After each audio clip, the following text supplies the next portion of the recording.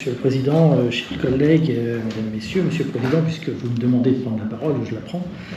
Et quelques mots évidemment pour effectivement m'associer à vos propos sur les élections municipales et avoir une pensée pour celles et ceux qui se sont engagés depuis de nombreuses années et qui ont décidé de ne pas rebailler, comme on dit, et une pensée également pour celles et ceux qui ont décidé de se lancer dans la compétition, avec quand même, on peut le constater ici ou là, une difficulté dans de nombreuses communes. Quelques communes où il n'y a pas vraiment de candidats et d'autres où il n'y a qu'une seule liste. Je ne suis pas sûr que ce soit une bonne nouvelle pour notre démocratie et je vous rejoins sur les raisons de ce désengagement qui ne sont pas simplement la difficulté à gérer une collectivité, qui vont sans doute un peu au-delà, mais en tout cas, on peut le constater. Monsieur le Président, vous avez fait un raccourci un petit peu, comment dirais-je,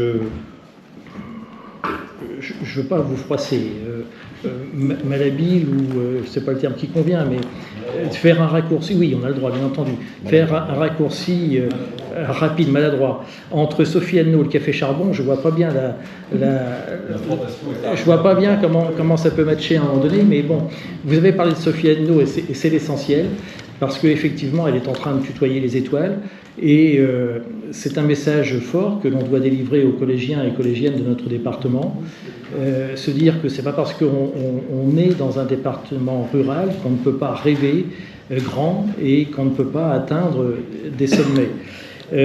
À condition, malgré tout, je crois, de nourrir de l'ambition, d'avoir une volonté farouche et de travailler beaucoup. Parce qu'on n'atteint pas ce niveau-là par hasard. Et je me remémore ici les échanges qu'on a pu avoir sur le droit à la paresse. Je ne suis pas sûr que Sophie Anneau, pour arriver là où elle en est arrivée, a opposé, si justement elle a opposé le droit à la paresse au travail. Et bien évidemment, le message qu'on doit délivrer à nos jeunes, c'est que sans travail, il est difficile d'obtenir quoi que ce soit.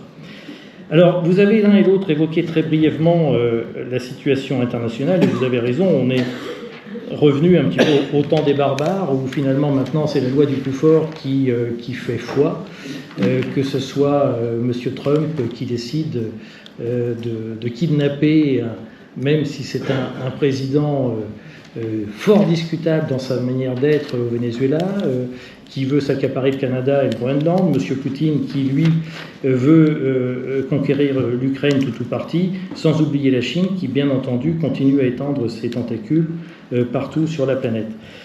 Face à cela, nous avions une Europe qui était censée nous protéger, mais qui ne pense qu'à une seule chose, c'est faire du commerce, en enquiquinant, en restant poli, celles et ceux qui essayent de travailler au développement de notre communauté européenne, que ce soit au niveau industriel ou au niveau agricole, on y reviendra tout à l'heure. Au milieu de tout ça, il y a la France qui est complètement démunie, et on l'a vu, et c'est pas facile à accepter de voir combien nous sommes si peu considérés aujourd'hui dans l'Europe et dans le monde. Il y a malgré tout une bonne nouvelle, c'est que nous avons un budget. Alors ça devrait vous réjouir. Alors déjà, ça va nous permettre de mettre en place nos budgets, mais ça devrait vous réjouir puisque c'était le Parti socialiste qui était à la manœuvre, si je puis dire, vos amis du Parti socialiste. Alors évidemment, ce budget n'est pas parfait et la mauvaise nouvelle, c'est que ce budget ne règle rien. Strictement rien, ni au niveau de l'endettement, ni au niveau de la performance de notre pays. On le voit ici ou là, à chaque fois qu'il y a des rapports qui sont présentés sur l'éducation nationale, sur la richesse de notre pays, nous n'arrêtons pas de perdre des positions. Nous sommes aujourd'hui dans le milieu du peloton, alors que nous étions au niveau européen dans l'échappée de tête, et si les choses continuent ainsi, nous finirons dans le groupe Eto, pour utiliser un terme qu'on utilisera peut-être bientôt avec le passage du Paris-Nice et du Tour de France. Alors, le débat d'orientation budgétaire, je n'en dirai pas beaucoup, puisque c'est aujourd'hui un passage obligé pour une collectivité comme la nôtre, mais qui ne remplace pas les deux éléments importants d'une collectivité comme le département, à savoir le budget primitif qui met en perspective ce que la majorité veut réaliser, et le compte administratif qui traduit effectivement les résultats obtenus. Et je laisserai le soin, après la présentation par notre collègue Daniel Barbier, le soin à Michel Suet d'apporter quelques éléments. Le débat d'orientation budgétaire, ça doit être aussi le moment de tracer des perspectives. Et je voudrais vous parler de tourisme. Le président de la communauté de communes Abogne-Cordunier-Vernay que je suis a appris, voilà quelques semaines, que la base activitale à Beille allait fermer. Alors rassurez-vous, je ne cherche pas à polémiquer sur ce sujet, même si nous avons appris cette nouvelle d'une façon un petit peu brutale et maladroite, on peut en convenir. Je suis heureux de voir que toutes les parties prenantes se sont réunies autour de la table, à la mairie de Bazol, Activital, le conseil départemental bien entendu, le canal et la communauté de communes pour essayer de faire en sorte que tout ne s'arrête pas du jour au lendemain à Beille, dans un site emblématique.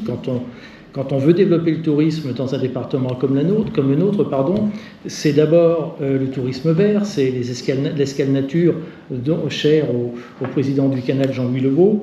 Et je suis heureux que nous ayons trouvé une solution que j'appellerais de court terme, à savoir de faire en sorte qu'une activité puisse demeurer à Beille. Malheureusement, ce qui s'est produit à Beille était inéluctable, puisque nous étions sur des bâtiments qui dataient du début des années 80, qui n'ont pas reçu un entretien pour garder une attractivité permettant de la survie de celui-ci. Et là où je voudrais vous alerter, c'est sur le devenir de la base des Cétons. Parce que si on ne prend pas garde à ce qui s'est passé à Beille, eh bien ce qui s'est passé à Beille arrivera aux Cétons à un moment ou à un autre. Et c'est là où nous sommes différents, Monsieur le Président. C'est que nous ne mettons pas tous nos œufs dans le même panier. Vous avez parlé de la cité muséale. Reste à savoir si elle sera totalement ouverte au public à partir du 10 mai, ce que je ne crois pas, qui a coûté une fortune en termes d'investissement et qui sera un gouffre en termes de fonctionnement. Il eût été préférable de mettre sans doute un petit peu moins sur la cité muséale et d'entretenir nos infrastructures touristiques au Céton et à Beille. Parce qu'il nous semble qu'il est plus facile de faire venir des touristes pour passer une semaine au Céton et à Beille et de leur dire ensuite, sachez qu'il y a une cité muséale qui peut vous occuper une matinée ou une après-midi, et je pense qu'il aurait été plus habile de faire ainsi. Et j'attends dans le budget primitif une position claire sur le maintien de ces équipements qui sont indispensables pour l'image du département, mais qui sont indispensables aussi pour tous les professionnels qui vivent du tourisme, les hébergeurs, etc. Quand on reçoit des touristes dans sa chambre d'hôte, dans son centre de vacances, si on n'a rien à leur proposer à côté parce que plus rien n'existe, eh bien c'est plus difficile à vendre. Quelques mots encore, Monsieur le Président, sur l'audit des routes que nous avions demandé, que nous avons reçu, et je vous en remercie, vendredi, je crois. Donc je ne ferai pas de grand discours sur ce sujet, on regardera ça pour le budget primitif. Je voudrais simplement avoir une pensée pour nos agents du département, à qui on demande, à partir d'un diagnostic déplorable, excessivement négatif pour l'état de nos routes, de sortir une note optimiste. Je crois que nous ferions mieux de jouer la loterie pour espérer s'en sortir, sinon je ne vois pas comment on pourra faire. Deux mots ensuite sur les motions que nous avons décidé de présenter à cette Assemblée. Une qui nous sera présentée par David Véron sur nos forces de sécurité qui sont mises à mal, qui sont critiquées injustement et à qui nous devons beaucoup, donc on en parlera tout à l'heure. Et une motion sur l'agriculture et non pas sur la loi du plomb, et j'insiste sur ce sujet, parce qu'il est quand même inconcevable de voir que la balance alimentaire européenne ne cesse d'augmenter alors que la balance alimentaire française ne cesse de diminuer. 2025 restera une année noire, grave. Nous sommes passés du pétrole vert des années 70-80 à la situation d'avoir une balance commerciale déficitaire en 2025. Et ça doit nous interroger et nous devons changer de logiciel sur ces sujets-là. Je vous remercie.